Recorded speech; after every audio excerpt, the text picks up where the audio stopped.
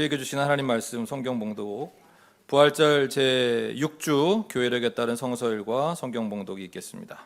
사도행전 11장 22절에서 31절의 말씀입니다. 바울이 아레오바고 법정 가운데 서서 이렇게 말하였다. 아테네 시민 여러분, 내가 보기에 여러분은 모든 면에서 종교심이 많습니다. 내가 다니면서 여러분이 예배하는 대상들을 살펴보는 가운데 알지 못하는 신의 교회라고 새긴 제단도 보았습니다. 그러므로 나는 여러분이 알지 못하고 예배하는 그 대상을 여러분에게 알려드리겠습니다. 우주와 그 안에 있는 모든 것을 창조하신 하나님께서는 하늘과 땅의 주님이시므로 사람의 손으로 지은 신전에 거하지 않으십니다. 또 하나님께서는 무슨 부족한 것이라도 있어서 사람의 손으로 성전을 받으시는 것이 아닙니다. 그분은 모든 사람에게 생명과 호흡과 모든 것을 주시는 분이십니다. 그분은 인류의 모든 족속을 한 혈통으로 만드셔서 온 땅 위에 살게 하셨으며 그들이 살 시기와 거주할 지역의 경계를 정해 놓으셨습니다. 이렇게 하신 것은 사람으로 하여금 하나님을 찾게 하시려는 것입니다. 사람이 하나님을 더듬어 찾기만 하면 만날 수 있을 것입니다. 사실 하나님은 우리 각 사람에게서 멀리 떨어져 계시지 않습니다. 여러분의 시인 가운데 어떤 이들도 우리도 하나님의 자녀이다 하고 말한 바와 같이 우리는 하나님 안에서 살고 움직이고 존재하고 있습니다. 그러므로 하나님의 자녀인 우리는 신을 사람의 기술과 고언으로 금이나 은이나 돌에다가 새겨서 만든 것과 같다고 생각해서는 안 됩니다. 하나님께서는 무지했던 시대에는 눈 감아 주셨지만 이제는 어디에서나 모든 사람에게 회개하라고 명하십니다. 그것은 하나님께서 세계를 정의로 심판하시라를 정해 놓으셨기 때문입니다. 하나님께서는 자기가 정하신 사람을 내세워서 심판하실 터인데 그를 죽은 사람들 가운데서 살리심으로 모든 사람에게 확신을 주셨습니다. 오늘 우리에게 주시는 주님의 말씀입니다. 아멘. 시편 66편 8절에서 20절의 말씀입니다. 백성아 우리의 하나님을 찬양하여라. 그분을 찬양하는 노랫소리 크게 울려 퍼지게 하여라. 우리의 생명을 붙들어 주셔서 우리가 실족하여 넘어지지 않게 살펴주신다. 하나님 주님께서 우리를 시험하셔서 은을 달구어 정련하듯 우리를 연단하셨습니다. 우리를 그물에 걸리게 하시고 우리의 등에 무거운 짐을 지우시고 사람들을 시켜서 우리의 머리를 짓밟게 하시니 우리가 불속으로 우리가 물속으로 뛰어들었습니다. 그러나 주님께서 우리를 마침내 건지셔서 모든 것이 풍족한 곳으로 이끌어 주셨습니다. 내가 번제를 드리러 주님의 집으로 왔습니다. 이제 내가 주님께 서원제를 드립니다. 이 서원은 내가 고난받고 있을 때에 이 입술을 열어서 이 입으로 주님께 아는 것입니다. 내가 숫양의 향기와 함께 살찐 번제물을 가지고 주님께로 나옵니다. 숫염소와 함께 수소를 드립니다. 하나님을 두려워하는 사람들아 오너라 그가 나에게 하신 일을 증언할 터이니 다 와서 들어라. 나는 주님께 도와달라고 내 입으로 부르짖었다. 내 혀로 주님을 찬양하였다. 내가 마음속으로 악한 생각을 품었더라면 주님께서 나에게 응답하지 않으셨을 것이다. 그러나 하나님은 나에게 응답하여 주시고 나의 기도 소리에 귀를 기울여 주셨다. 내 기도를 물리치지 않으시고 한결같은 사랑을 나에게서 거두지 않으신 하나님 찬양 받으십시오. 오늘 우리에게 주시는 주님의 말씀입니다. 아멘. 베드로전서 3장 13절에서 22절의 말씀입니다. 그러므로 여러분이 열심으로 선한 일을 하면 누가 여러분을 해치겠습니까? 그러나 정의를 위하여 고난을 받으면 여러분은 복이 있습니다. 그들의 위협을 무서워하지 말며 흔들리지 마십시오. 다만 여러분의 마음속에 그리스도를 주님으로 모시고 거룩하게 대하십시오. 여러분이 가진 희망을 설명하여 주기를 바라는 사람에게는 언제나 답변할 수 있게 준비를 해 두십시오. 그러나 온유함과 두려운 마음으로 답변하십시오. 선한 양심을 가지십시오. 그리하면 그리스도 안에서 행하는 여러분의 선한 행실을 욕하는 사람들이 여러분을 헐뜯는 그 일로 부끄러움을 당하게 될 것입니다. 하나님께서 바라시는 뜻이라면 선을 행하다가 고난을 받는 것이 악을 행하다가 고난을 받는 것보다 낫습니다. 그리스도께서도 죄를 사하시려고 단 한 번 죽으셨습니다. 곧 의인이 불의한 사람을 위하여 죽으신 것입니다. 그것은 그가 육으로는 죽임을 당하시고 영으로는 살리심을 받으시고 받으셔서 여러분을 하나님 앞으로 인도하시려는 것입니다. 그는 영으로 옥에 있는 영들에게도 가셔서 선포하셨습니다. 그 영들은 옛적에 노아가 방주를 지을 동안에 곧 하나님께서 아직 참고 기다리실 때 순종하지 않았던 자들을 말하는 것입니다. 그 방주에 들어가 물에서 구원받은 사람은 겨우 8사람밖에 없었습니다. 그 물은 지금 여러분을 구원하는 세례를 미리 보여준 것입니다. 세례는 육체의 더러움을 씻어내는 것이 아니라 예수 그리스도의 부활을 힘입어서 선한 양심의 하나님께 응답하는 것입니다. 그리스도께서는 하늘로 가셔서 하나님의 오른쪽에 계시니 천사들과 권세들과 능력들이 그에게 복종하고 있습니다. 오늘 우리에게 주시는 주님의 말씀입니다. 아멘. 요한복음 14장 15절에서 21절의 말씀입니다. 너희가 나를 사랑하면 내 계명을 지킬 것이다. 내가 아버지께 구하겠다. 그리하면 아버지께서 다른 보혜사를 너희에게 보내셔서 영원히 너희와 함께 계시게 할 것이다. 그는 진리의 영이시다. 세상은 그를 보지 못하고 알지도 못하므로 그를 맞아 들일 수가 없다. 그러나 너희는 그를 안다. 그것은 그가 너희와 함께 계시고 또 너희 안에 계실 것이기 때문이다. 나는 너희를 고아처럼 버려두지 아니하고 너희에게 다시 오겠다. 조금 있으면 세상이 나를 보지 못할 것이다. 그러나 너희는 나를 보게 될 것이다. 그것은 내가 살아있고 너희도 살아있을 것이기 때문이다. 그날에 너희는 내가 내 아버지 안에 있고 너희가 내 안에 있으며 또 내가 너희 안에 있음을 알게 될 것이다. 내 계명을 받아서 지키는 사람은 나를 사랑하는 사람이요 나를 사랑하는 사람은 내 아버지의 사랑을 받을 것이다. 그리고 나도 그 사람을 사랑하여 그에게 나를 드러낼 것이다. 오늘 우리에게 주시는 주님의 말씀입니다. 아멘. 기도하시고 함께 말씀 나누도록 하겠습니다. 사랑과 은혜가 많으신 하나님 감사드립니다. 오늘 이렇게 주님의 전에 주님의 날에 불러주셔서 주님께 찬송과 기도 드리게 하시고 마음을 쏟아놓게 하시니 감사를 드립니다. 하나님 우리를 돌보시고 사랑하시는 귀한 은혜를 넘어서 우리에게 친히 말씀으로 함께 해주심을 감사를 드립니다. 이 시간 말씀으로 우리에게 함께 하시니 하나님 말씀의 뜻을 잘 깨달을 수 있는 눈을 허락하시고 마음을 허락하여 주시옵소서. 우리의 귀를 열어주시고 우리의 눈을 열어주셔서 주의 진리를 보고 주의 음성을 듣게 인도하여 주시옵소서. 시종일 관을 주님께 의탁드리오며 모든 말씀으로 주 예수 그리스도의 이름으로 기도드립니다. 아멘.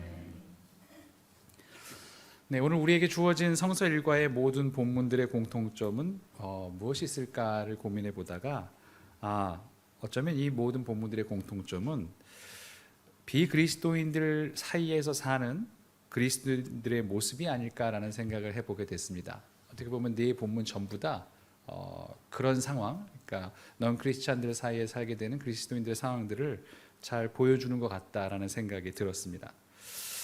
그리스도인이 아닌 사람들을 바라보는 또 생각하는 태도는 사실 굉장히 분리적이죠. 이렇게 좀 분리해서 생각하고 좀 우리와는 다른 또 심지어 구원받지 못한 자들 이런 생각들 같은 걸 하게 되죠.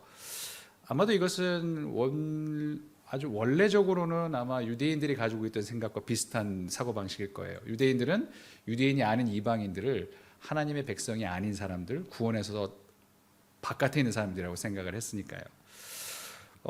그러나 이제 우리가 유대인들의 생각을 공유한다기보다는 기독교인들이 지금 가지고 있는 그러한 태도는 아마도 첫 번째 기독교 신학자라고 볼 수 있는 4세기 교부시죠. 여러분들 잘 아시는 성 아우구스티누스라는 그 교부 신학자의 사상이 또 결정적인 영향을 미치지 않았나 생각을 해봅니다. 그분이 여러 가지 책들, 고백록이 제일 유명하지만 아마 여러분들 신국론이라는 말 혹은 하나님의 도성이라는 아마 그 책을 제목은 들어보신 적이 있을 거예요. 그러니까 하나님의 도성이라고 얘기하는데 이 도성이라는 것 자체가 어떤 도시를 얘기한다기보다 나라를 의미하기도 하거든요. 그 하나님의 도성, 그 신국을 이야기하면서 사실 아우구스티누스는 두 가지 나라를 구별해서 이렇게 얘기를 했습니다. 하나님의 나라가 있고 하나는 땅의 나라가 있다. 그러면서 이 땅의 나라는 말하자면 마귀적인 나라다 이렇게 생각을 한 거죠. 이 세상은 하나님의 나라가 아닌 이 세상은 마귀적인 것이다 라고 이야기를 했습니다. 사실은 그렇게 생각할 수 있는 생각했었던 근거들은 짐작 가능하죠. 너무나 다른 가치관으로 따라 살게 되고 다른 삶의 목표를 가지고 살아가는 사람들이니까 이거는 상종할 수 없는 그런 사람들이다라는 그런 생각이 강하게 들어 있었던 그런 이론이었습니다. 그래서 사실 이런 비슷하게 우리가 가지고 있는 그리스도인들이 가지고 있는 대부분의 생각은 이 넌 크리스찬들을 좀 이질적으로 바라보거나 때로는 수단으로 바라보게 됩니다. 이 수단이라는 건 뭐냐면 전도의 대상으로만 바라보는 거죠. 뭔가 이 사람들을 구원으로 이끌어야 될 그런 뭔가 열등한 혹은 뭔가 문제가 있는 사람들로 바라보면서 그걸 전도의 수단으로 바라보게 되는, 전도의 대상으로만 바라보게 되는 경우가 많이 있습니다. 하지만 사실은 이렇게 비그리스도인들을 이렇게 바라보고 그들에 대해서 이렇게 대하는 태도는 성경이 말하는 바람직한 자세는 아닙니다. 이 아우구스티누스의 두 세계 이론을 받아들였던 마틴 루터 종교개혁자는 이걸 좀 다르게 발전을 시켰어요. 이거를 두 왕국설, 두 왕국의 이론이라는 걸로 발전을 시켰죠. 그러니까 이 두 왕국을 얘기할 때 어떤 왕국을 얘기했냐면 그리스도의 왕국과 세상의 왕국 이렇게 구별을 했습니다. 그러니까 이제 그렇게 구별을 하면서 우리는 그리스도의 왕국에, 하나님의 왕국에 소속되어 있는 사람이기도 하지만 동시에 세상의 왕국에도 속해 있다라고 생각을 한 거예요. 그러니까 구별돼서 우리는 이쪽에 있다가 아니라 뭐 왕국이라는 말 대신 그걸 정부라고 번역할 수도 있거든요. 그러니까 하나님의 정부에도 우리가 거기에도 시민이고 세상의 정부에서도 우리는 시민이다라는 생각을 로 이렇게 우리에게 전해준 거죠. 그러니까 비유하자면 우리는 두 왕국, 두 정부에 동시에 살고 있는 시민인 거죠. 하나님 나라의 시민이기도 하고 대한민국의 시민이기도 한 것처럼. 그러니까 말하자면 이중국적자인 셈입니다. 우리는 국적이 두 개 있는 사람이에요. 하나는 하나님 나라의 국적을 가지고 있고 또 하나는 이 세상, 이 정부에 있는 국적을 가지고 있는 이중국적자로 살아가는 사람들입니다. 그러니까 둘 다의 규칙에 다 맞게 살아가야 되는 사람들이죠. 여기도 맞춰야 되고 이 법에도 따라야 되고 이 법에도 따라야 되는 그런 이중국적자로 살아가야 되는 것이 기독교인의 삶이다라는 그런 생각을 마틴 루터는 우리에게 전해 주었습니다. 그렇게 본다면 우리는 두 정부 아래에서 그 모든 시민들과 동료의 관계를 맺고 있는 셈입니다. 하나님 나라의 그 나라에 있는 사람들도 동료이고 동시에 그것만이 아니라 이 세상 정부에서 같이 함께 살고 있는 이 시민들도 동료 인간이라는 것이죠. 넘어서서 형제 자매이기도 합니다. 그리스도인들, 사실 우리는 그리스도인들에 대해서만 형제 자매라는 말을 쓰는데 굉장히 익숙해져 있죠. 그러니까 그리스도인이 아닌 사람들은 형제 자매라고 생각을 잘 안 하게 되는데 사실은 이 분리에 따르자면 그리스도인이 아닌 사람들도 우리 형제 자매이고 실제로 뭐 처음에 교회의 고백들이나 이런 것을 보면 그런 고백들이 실제로 있습니다. 예를 들자면 우리 감리교가 사실 감리교가 좀 우리 좀 감리교가 좀 제가 보면 안타까운 게 감리교가 예전에는 처음에는 굉장히 그래도 뭔가 세상에 대해서 열려 있고 그리고 굉장히 진취적인 생각을 가지고 있는 그런 교단이었는데 지금은 너무 좀 보수적인 경향이 좀 강해 있다는 생각이 너무 편협한 생각으로 좀 간 게 좀 안타깝긴 합니다. 대표적인 예들이 이제 1930년이 이제 제1차 총회였어요. 제1차 총회 때 감리교의 교리적 선언이라는 거를 한 8개 정도를 항목을 딱 해서 발표하는 게 있습니다. 지금도 저희가 감리교에서 가지고 있고 읽기도 하고 하는 건데요. 그중에 7번째 선언이 1930년 감리교 교리적 선언의 7번째가 이것입니다. 우리는 하나님의 뜻이 실현된 인류 사회가 천국임을 믿으며 하나님 아버지 앞에 모든 사람이 형제됨을 믿으며 라고 되어 있습니다. 굉장히 진취적이죠. 그러니까 이 세상 하나님의 뜻이 실현된다면 거기가 바로 천국이다. 이 하나님의 뜻이 실현된 인류 사회가 천국이다라고 얘기하면서 하나님께서 이쪽으로 일로 오실 것이다. 예수께서 다시 재림하실 것이다라는 그 신앙들이 잘 고백이 되어 있는 거죠.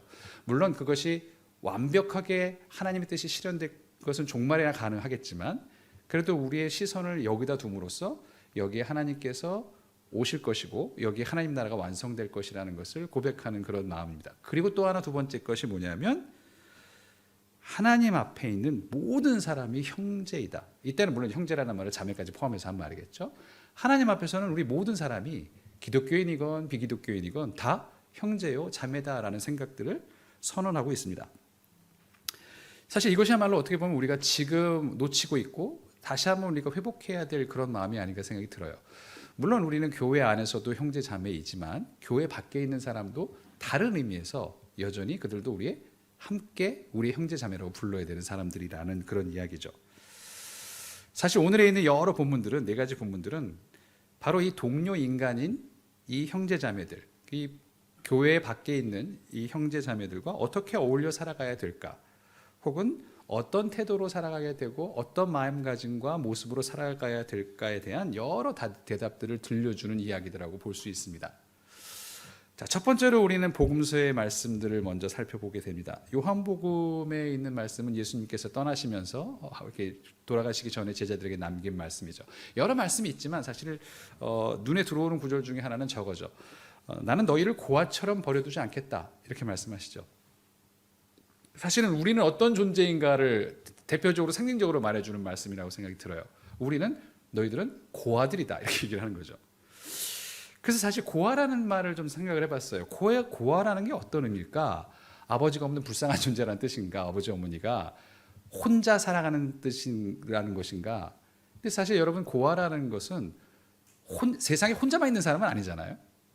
사실 고아라는 게 무슨 의미인가를 곰곰이 생각해봤는데, 최근에 사실 이제 제가 이제 어떤 결혼식에 갔을 때 한 어떤 전도사님인데 이제 어머니 아버님이 일찍 돌아가시고 가족 친척들과도 이제 인연을 끊고 살아가던 그 전도사님 결혼하시는 결혼식에 참석을 했어요. 그 이제 그분 이렇게 그 결혼 좀 준비 과정을 쭉 지켜봤었는데, 진짜 이게 혼자 다 해야 된다는 게 굉장히 일이 많더라고요. 보통은 그냥 기본적으로 부모가 해주거나 아니면 친척들이 해주는 그런 영역들이 있잖아요. 관계망들이 다 있으니까 그냥 내가 신경 안 써도 이렇게 쭉 돌아가는 부분들이 있는데, 이거는 일일이 자기가 다 이렇게 해야 되는 게, 저 고아라는 게 저런 거구나라는 생각이 그때 좀 들었었어요. 그게 무슨 얘기냐면, 기본적으로 주어진 관계망들이 없는 사람들인 거죠. 되게 우리가 살아갈 때는 관계망들이 이렇게 쫙 이렇게 펼쳐져 있기 때문에 우리가 활용할 수 있는 관계망들이 그냥 주어져 있는 게 많습니다. 가족이라는 게 딱 태어났을 때 아버지 어머님의 관계망들이 다 우리가 활용할 수 있는 관계망들이죠. 그런데 고아는 그런 게 없는 사람이죠. 고아는 기존에 주어진 관계망들, 활용할 수 있는 그런 사람들이 없는, 모든 걸 새롭게 시작해야 되는 사람들입니다. 고립된 상태에서 모든 것을 이렇게 새롭게 그 관계망조차 형성하면서 나가야 되는 사람들인 거죠. 어떻게 보면 사실 이 그리스도인들에 대한 굉장히 가장 적절한 은유 같다는 생각도 듭니다. 뭐냐면 그리스도인이 됐을 때는 더 이상 세상의 가치관으로 살아가지 않겠다라고 선언을 한 거잖아요. 더 이상 세상의 논리대로 살지 않겠다고 결심한 이상은 이제 그 순간 사실 모든 관계망은 끊어진 거랑 마찬가지예요. 그리고 이제 새로운 관계망들을 형성해 가야 되는 존재들인 거죠. 그래서 사실 요한복음에서 우리에게 얘기해 주는 분은 사실 어쩌면 그러니까 참 힘들겠구나. 또 아버지가 없다는 것이 보호막이 없다는 이야기도 되죠. 아버지 어머니가 없다는 것이 정말 힘들고 고난받으면서 살아가겠구나. 그리고 그렇게 살면서 또 그런 관계망들도 없는 상태로 그렇게 살아가는 사람들이 바로 그리스도인들이겠구나라는 이야기들을 우리 속에서 전제적으로 얘기해 주는 것 같다는 생각이 들었습니다. 우리는 고아다. 고아 같은 사람들이라는 거죠. 근데 그러면 그렇게 살아갈 때 그러면 어떻게 살아야 될까? 다음 이야기는 시편의 이야기를 좀 살펴봤습니다. 시편의 이야기는 이렇게 시작하더라고요. 하나님을 찬양하여라. 그분의 찬양하여라. 찬양하는 노랫소리가 크게 울려 퍼지게 해라. 이 크게 울려 퍼지라는 소리는 사실은 그냥 크게 찬양하라는 뜻도 있지만, 사실 크게 노래를 해라라는 얘기는 들리게 해라는 얘기잖아요. 그러니까 들리게 해라. 그러면서 생각을 해본 게 그거죠. 이게 참 성경에서 하고 있는 이야기, 시편에서 하는 얘기는 이런 얘기일지도 모르겠다. 너희들이 그리스도인으로 살아갈 때는 정체성을 밝히고 살아가야 된다. 사람들이 너희들이 기독교인인지를 알게 만들면서 살아가야 된다는 이야기일 수도 있겠다는 생각을 해봤습니다. 특별히 16장 16절의 이야기가 그런 걸 잘 전해주는 것 같아요. 16절은 이렇게 얘기하죠. 하나님을 두려워하는 사람들아 오너라. 그가 나에게 하신 일들을 증언할 터이니 다 와서 들으라. 내가 증언을 한다. 와서 들으라. 라고 이야기하는 건 이미 어떤 다른 사람들을 전제하고 있는 이야기죠. 물론 이게 이스라엘 백성에게 하는 이야기이긴 하지만, 그럼에도 불구하고 그 증언을 내가 해야 될 사람들, 그리고 내 말을 좀 들어달라고 얘기하는 그런 사람들이 전제되어 있습니다. 마치 우리 입장 같은 거죠. 자, 내가 하는 이야기를 들어보십시오. 내가 겪은 이야기를 들어보십시오. 라는 그 사람들이 있는 것. 그 속에서 노랫소리를 크게 울려 퍼지게 해라. 즉 정체성을 당당하게 밝히고 살아라 라는 태도를 시편을 통해서 우리에게 해주시는 것 같습니다. 그러니까 이런 거죠. 주위에 있는 사람이 내가 기독교인 걸 모른다? 이거 좀 문제 있다는 거죠. 네가 교회를 다녔어? 이러면서 이렇게 굉장히 오래 살았는데 뭐 10년, 5년 뭐 이렇게 같이 살았는데 아니 너 교회 다녔니? 이런 소리를 듣는 건 꽤 문제가 많다라는 거죠. 이거 좀 문제가 많다. 더군다나 또 교회 다니는 걸 알았는데 나쁜 의미로 막 사용한다. 야, 걔가 교회를 다닌대. 뭐 이런 생각이 든다면 이건 정말 문제가 많다는 거죠. 이게 교회를 다닌다는 것을 일부러 막 보이려고 할 필요는 없겠지만, 예를 들자면 뭐 사람들 보라고 막 이렇게 뭐 식사기도 뭘 혼자 길게 한다든가, 뭐 이렇게 카톨릭 제가 아는 신자 한 분은 이제 성호를 계속 긋고 막 이러시면서 이렇게 하시기도 하더라고요. 근데 그분이 그렇게 썩 존경할 분이 아니어가지고 더 그게 좀 걸리긴 했는데, 아니 뭐 그 다 카톨릭 그렇다는 게 아니라 이제 어떤 분이 그런 게 있잖아요. 뭐 이렇게 보이려고 이렇게 하는데 어쨌든 그렇게 사실은 그래서 어떤 사람은 이렇게 좀 아예 부끄러워 숨기시는 분들도 있어요. 아예 숨기는 게 아니라고 하는데 결론적으로 숨기게 된 거죠.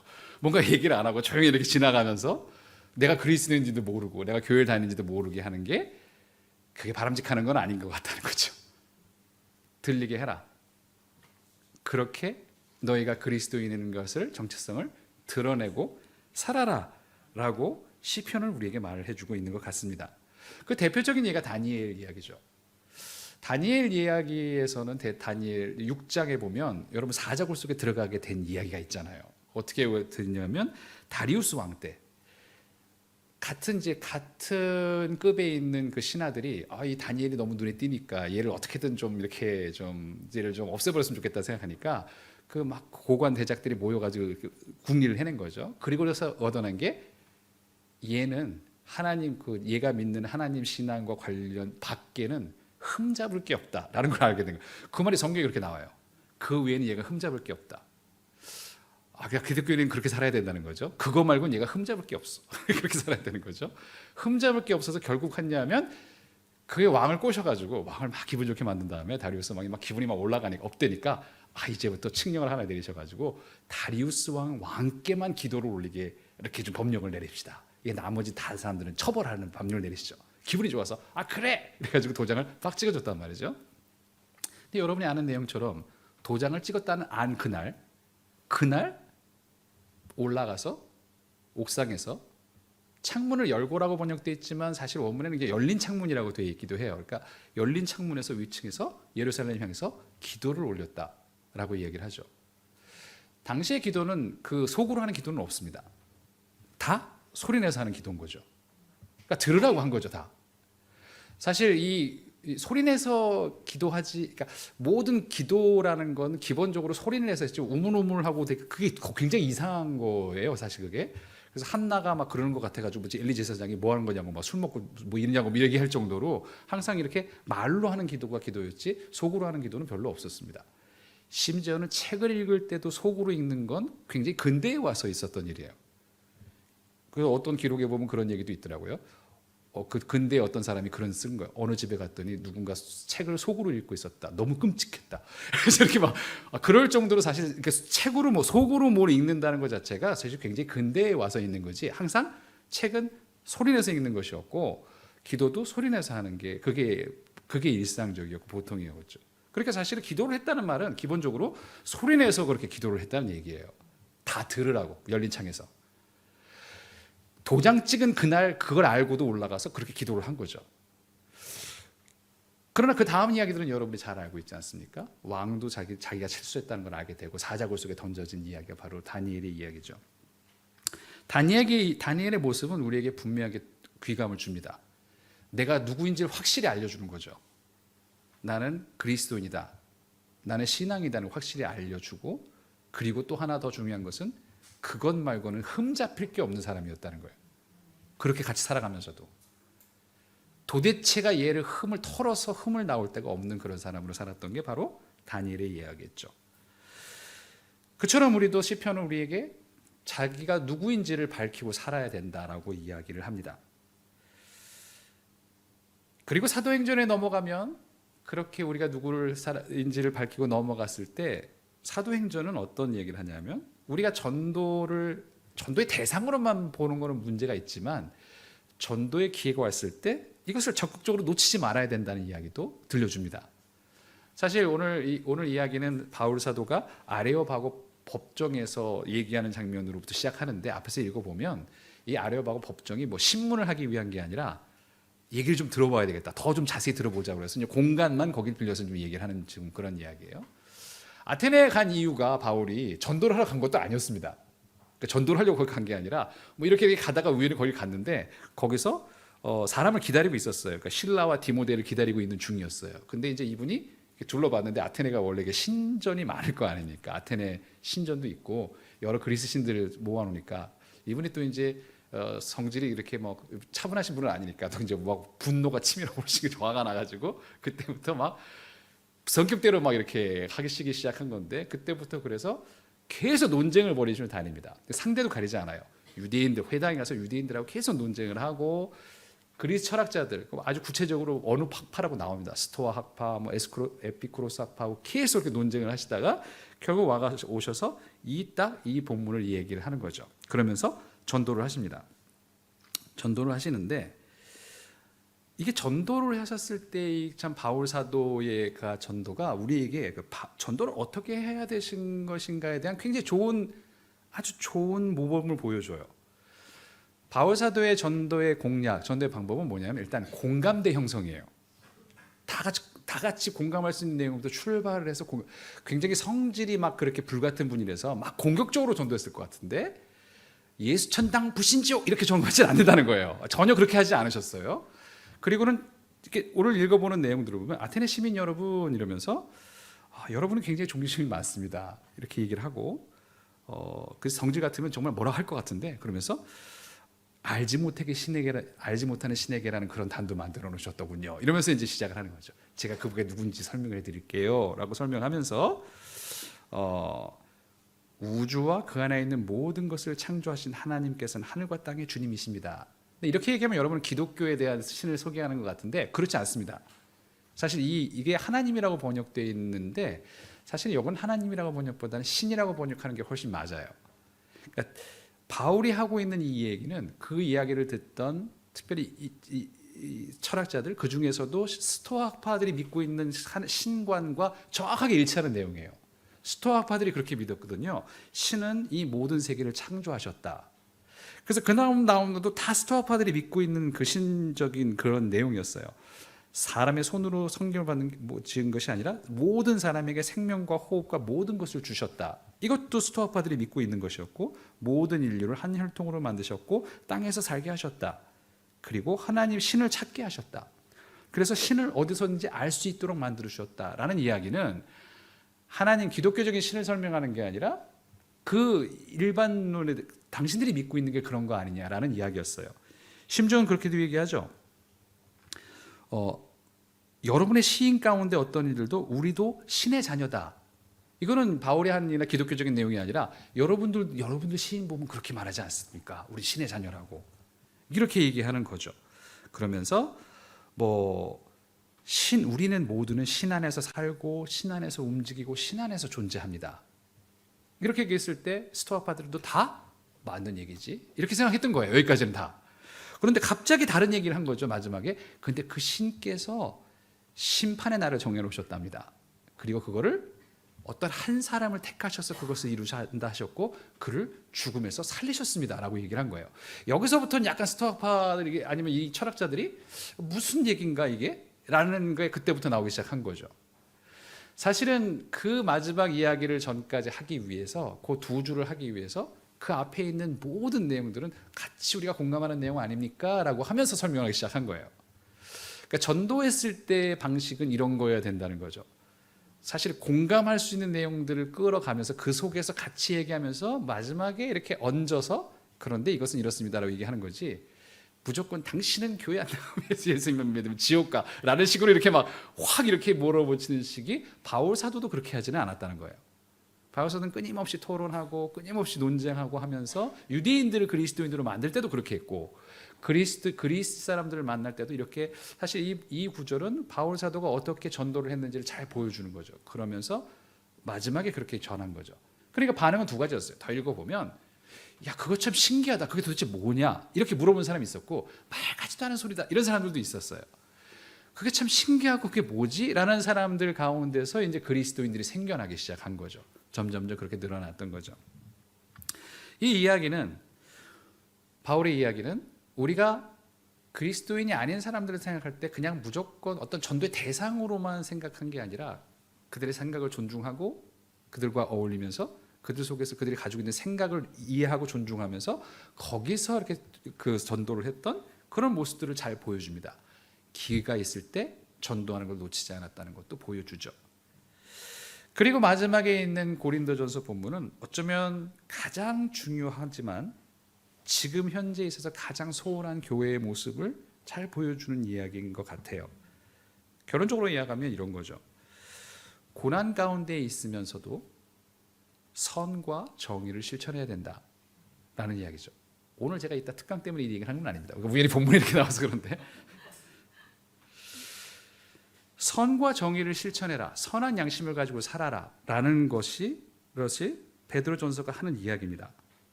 그러나 그때 선과 정의를 실천할 때 그것을 전도의 어떤 목적이나 수단으로 사용하는 것이 아니라 사람을 얻기 위해서, 교회들이 흔히 뭐 선행을 베풀 때 뭔가 전도하기 위해서 그래서 그런 게 아니라 그 자체를 목표로 선과 정의를 행하여야 한다 라고 얘기를 하는 거죠. 그렇게 너희들은 살아야 된다. 그런 모습으로 보여줘야 된다. 마치 다니엘처럼 그냥 흠잡힐 거 없을 정도로 살고 더 나아가서 하나님의 선과 하나님의 정의를 실천하면서 고난받으며 살아야 된다.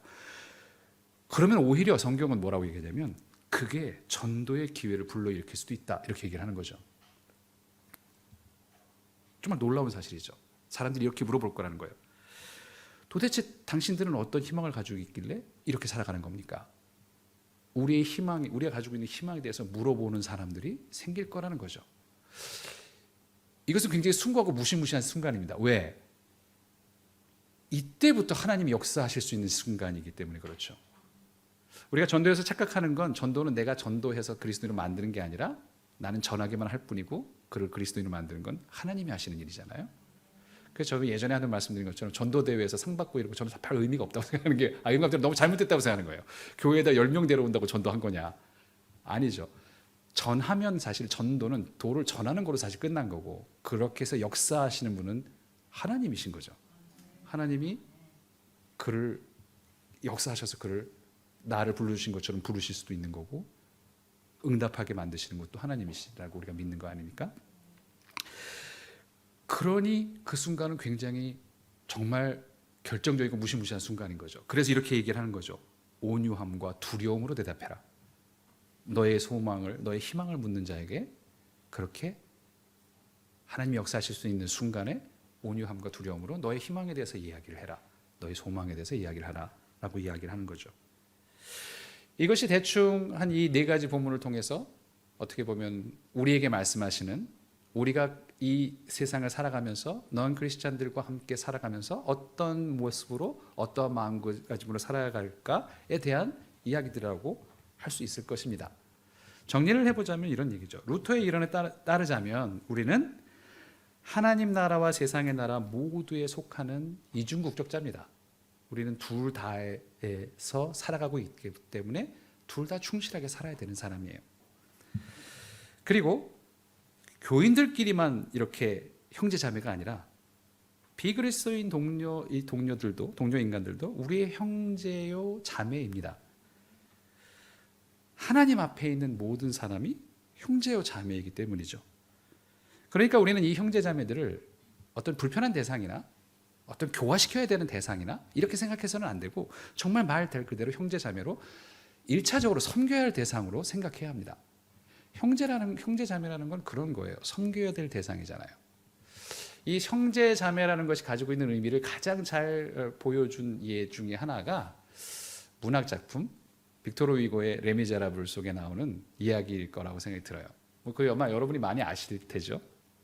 장발장 아닙니까? 장발장의 이야기인데, 장발장 빵을 훔쳤다가 계속 탈옥해가지고 혐기가 늘어나고 가석방을 받아서 나온 상태였죠. 이야기 초반에 읽어보면 나왔는데 도끼로 가득 차 있는 거죠. 지금 세상에 대한 혐오와 불신과 가득 차 있는 상태인데, 그러다 이제 우연히 뮤리엘 주교라는 그 은퇴하신 주교님이 이제 거두셔서 하룻밤 자게 됐잖아요. 근데 그 선의를 무시하고 은근 세트를 들고 확진 날라 도망가 버렸잖아요. 도망가다 또 잡힙니다. 잡혀가지고 끌고 오죠. 끌고 와서 그 데려와가지고 자 이놈이 거짓말하는 거 아닙니까? 그랬더니 근데 웬걸 뮤리엘 주교님이 어떻게 합니까? 방으로 들고 가시더니 은초대를 하나 더 가져와서 그게 장말년에 안겨주고 이건 왜 안 가져가셨냐고 챙겨놨는데 아침에 너무 일찍 가서 이거 빼놓고 가신 것 같다고 딱 안겨줬죠. 그러니까 이제 잡아온 사람들은 멋쩍은 표정으로 그런 사정이었나요? 이렇게 돌아가고 그러나 사실 장발장은 거기서 완전히 멘붕에 빠진 거죠. 도대체 왜 나한테 이러는 거냐 이 사람. 당신은 왜 나한테 이럽니까? 도대체 왜 이러는 겁니까? 그리고서 이런 질문을 던집니다. 당신은 내 이름도 모르지 않습니까? 이럴 때 뮤리엘 주교가 뭐라고 대답하셨습니까? 이렇게 대답하셨어요. 당신의 이름은 형제요. 이렇게 대답을 했어요. 예전에도 한번 설교에서 말씀드린 적이 있었는데 형제라는 것이 갖는 무게가 그 정도인 겁니다. 내가 형제예요, 자매라고 불렀을 때 그 무게는 그런 정도 무게가 있는 단어예요. 당신은 내 형제다. 당신은 내 자매다. 이것은 사실 우리 교회 안에 다니는 사람들만에 관련된 건 아니라고 성경은 오늘 우리에게 가르쳐 줍니다. 교회 바깥에 있는 그 모든 인간들도 내가 창조한 인간이고 내가 사랑하는 인간이다. 나는 그 모든 사람에게 너희에게만 비와 햇빛을 내리는 게 아니라 모든 인간에게 햇빛과 비를 내리는 존재이다. 그것이 나의 완전함이다. 라고 말씀하신 분이 하나님이시죠. 너희도 가서 그렇게 해라. 내가 완전하니 너희도 완전하라고 말씀하신 분이 바로 하나님이시고 예수님이십니다. 그 형제들을 섬길 수 있는 마음도 가졌으면 좋겠습니다. 그 형제 자매들을 우리의 형제 자매로 바라보고 그렇게 살아가면서 우리의 마음을 조금 더 넓게 가지면서 살 수 있는 하나님의 마음에 조금 닮아가면서 살아갈 수 있는 저와 여러분 되시기를 주님의 이름으로 축원합니다. 기도하시겠습니다. 하나님, 이 땅에 살아가면서 우리는 그리스도인이라는 것이 어떤 특권인 것처럼 생각하는지도 모르겠습니다. 그래서 그리스도인이 아닌 사람들을 뭔가 열등하고 뭔가 문제가 있는 사람들로 바라보며 살아가는 것은 아닌지 이 시간 우리 자신을 돌아보게 인도하여 주시옵소서. 하나님이 사랑하시는 사람들을 감히 정죄하지는 않았는지 이 시간 돌이켜봅니다. 하나님께서 만드신 모든 피조물들, 하나님이 사랑하시는 모든 사람들을 형제여 자매로 대할 수 있는 마음을 허락하여 주시옵소서. 우리의 삶을 돌아보게 하시고 고난 가운데서도 우리를 위로하시며 우리와 함께 하시는 하나님을 돌아보게 하시며 그 속에서 선과 정의를 실천하는 일에 게을리지 하지 않도록 우리를 도와주시옵소서. 우리를 숨기지 않고 드러내며 선한 일을 하며 살 수 있도록 힘과 용기를 허락하여 주시옵소서. 우리 약함을 도우실 줄 믿고 간구하오며 모든 말씀 우리 주 예수 그리스도 이름으로 기도드립니다. 아멘.